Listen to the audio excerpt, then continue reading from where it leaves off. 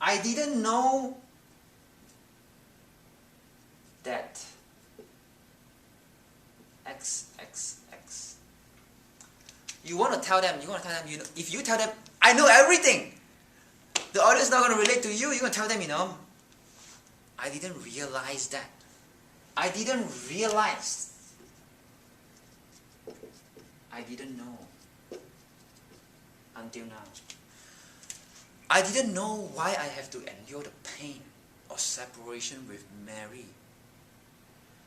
But 2 years later, I understand exactly why that had to happen to me.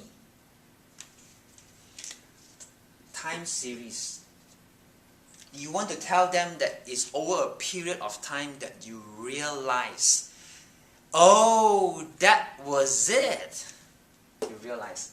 I didn't realize that why I have to endure the pain with Mary during the separations.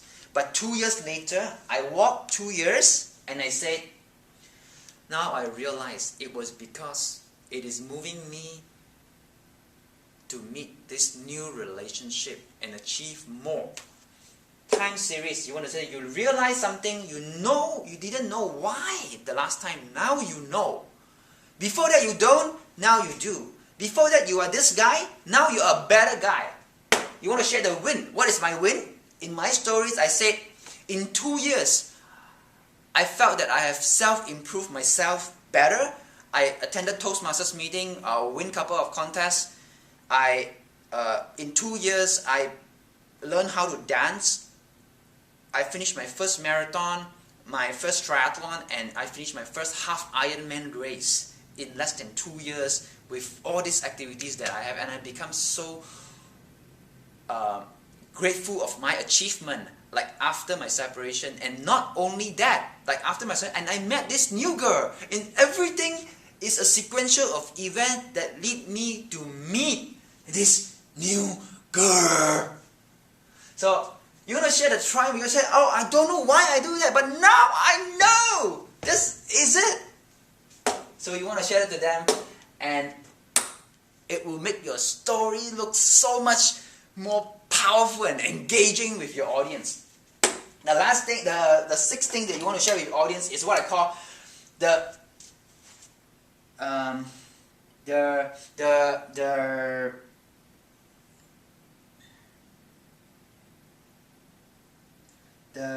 not too famous.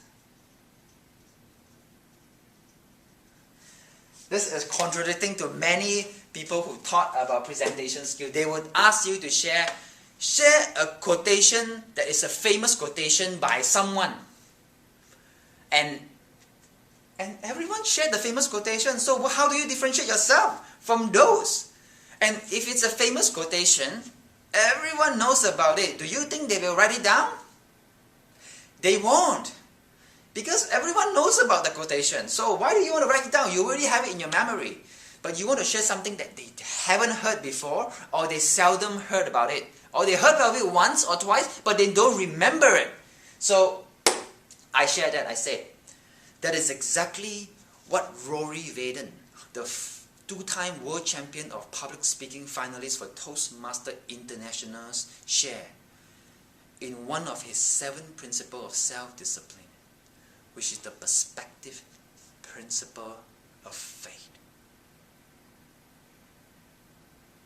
And in that principle, he says, less the ability to foresee the entire future, we aren't entitled to evaluate why things happen to us the way it is today.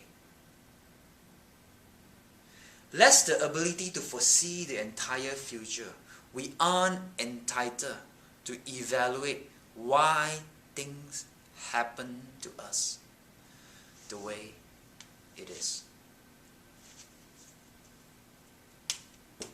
Not too famous in quotation times 2.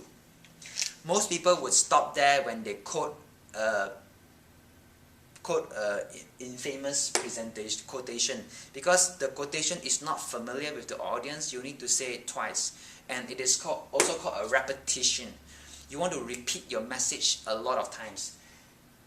when I introduced the expert and the expert told me, do you know, Ken, love is not a trait. And then I look back at Priest George and I say, love is not a trait. Love is not a trait, which is my core message, was repeated twice. My infamous quotations say, less the ability to foresee the entire future, we aren't entitled to evaluate why things happen to us the way it is today. I repeat it twice. Two times, my message was, love is not a trait and everything is fated. I repeat this thing two times, and then at the end, I rephrase my core message again. At the end, after you talk about all these things, at the end of your presentation, you got to do this. And this is the best closing that I have ever found, and I found it very useful. If all of you leave here, or all of you leave this room, is even better, this room, or leave this hall. If all of you leave this room, and you forget every single thing I say, remember this. Love is not a trait, and less the ability to foresee the entire future, we aren't entitled to evaluate why things happen to us the way it is today. And you forget every single thing.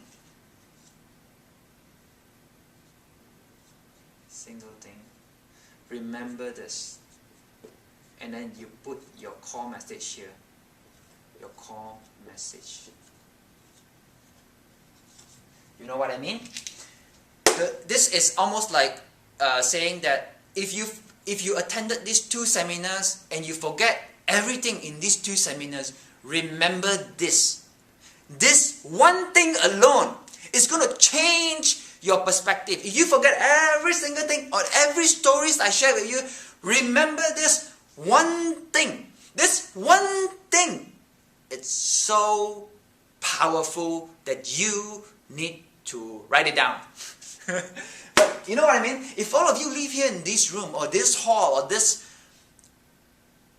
San Francisco and you forget every single thing in this 2-day seminars, remember this one thing and put it into use, you will be a better presenter.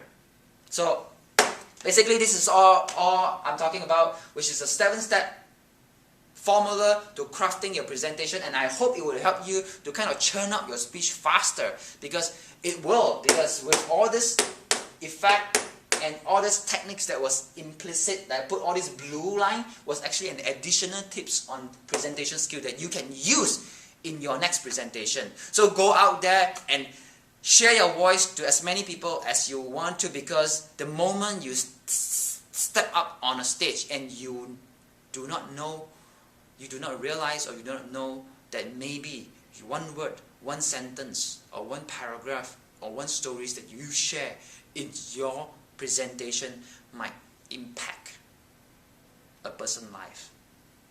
Go out there, live fully, and share your message with everyone that you want. Thank you so much, and I'll see you on the